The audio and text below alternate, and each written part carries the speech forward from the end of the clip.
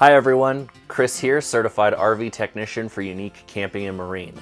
It is very cold here in Colorado, as you can see by my breath inside of our RV currently. So we decided to take this opportunity to discuss what you should do if you have frozen holding tanks or frozen water lines inside of your RV. There are quite a few full-time RVers who live in their RV year-round and have struggled with freezing holding tanks and freezing water lines and pipes.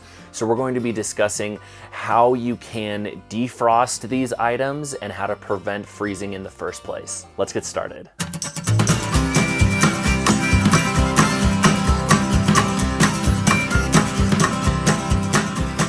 If your gray water holding tank or black water holding tank has frozen while you are out camping or living full-time in your RV, boiling water can be one of the absolute best weapons at your disposal to try to defrost a frozen holding tank. We recommend using actually boiling water, which you can get going on the stove yourself here, and then slowly pour it in through the toilet in order to defrost the black water holding tank, or in through one of the sinks in the RV in order to defrost the gray water holding tank. This will take many tries in order to get it completely defrosted, and you will go through a lot of hot water while doing so. So it is important to remember that you have enough propane in order to continue heating up that water to a boiling point in order for you to successfully defrost your black or gray water holding tanks.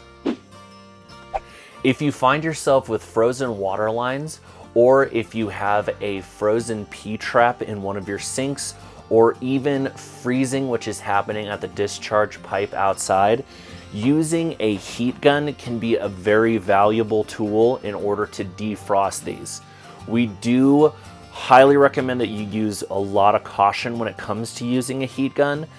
This one specifically is extremely powerful and has the ability to melt both PEX piping and PVC piping as well. So make sure that you allow enough space around the pipe and always continually move the heat gun across the surface in order to defrost without melting anything inside of the RV.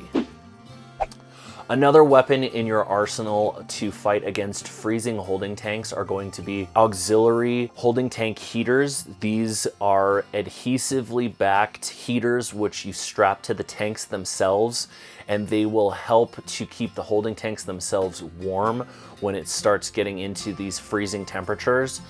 We highly recommend these. You also have the option to get extra insulation for your water lines, and also heating water lines is another option which you have as well. You can get heat wrap and wrap your individual water lines themselves in order to keep them from freezing during the cold winter months. Another item which can be hugely beneficial when it comes to keeping pipes from freezing would be using auxiliary heaters throughout the RV. Now, something which we highly recommend against is never plug an auxiliary heater into an extension cord. The reason why is because this can increase the amperage draw, which can lead to breakers popping, and also this whole cord can actually heat up and can melt. So always plug auxiliary heaters directly into a power source that you know is going to be stable. It's also very important to mention that a lot of these are high amperage draw heaters themselves.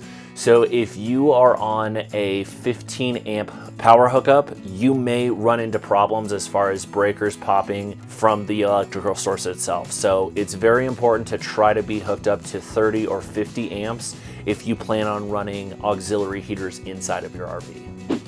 One of the best ways which you can prevent freezing from happening with your holding tanks and water lines is to install skirting around the outside of the RV.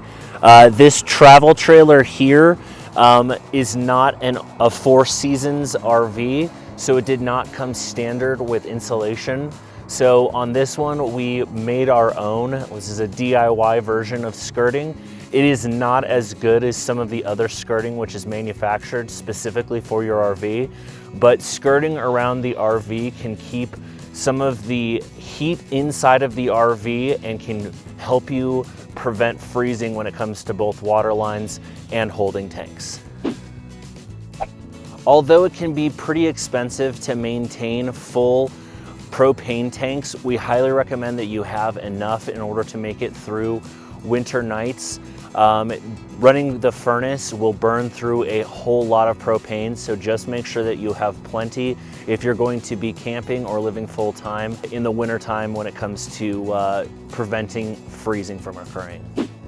One of the greatest things you have as far as preventing freezing from occurring or allowing for defrosting to occur if it does happen is to make sure that you have plenty of power going to the RV. Being sure that you're hooked up to a 30 amp minimum or a 50 amp full hookups electrical supply can allow you to run auxiliary heaters inside of the RV, and it can also be enough to power things like heat guns, so should you get into the area of where you would need to defrost some pipes or something.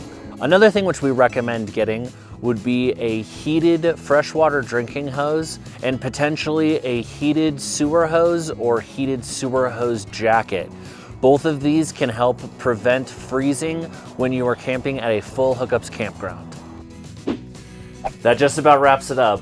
Hopefully we were able to help you solve a potential frozen holding tank or some potential frozen water lines. And if not, hopefully it has helped you to avoid freezing pipes and holding tanks in the future. Please don't forget to comment down below if I've left anything out of this video, or if you have any other tips or tricks of your own that you would like to share with us and the other RVers. Again, I'm Chris with Unique Camping and Marine. Please feel free to like and subscribe, and we'll see you on the next one, guys. Thank you.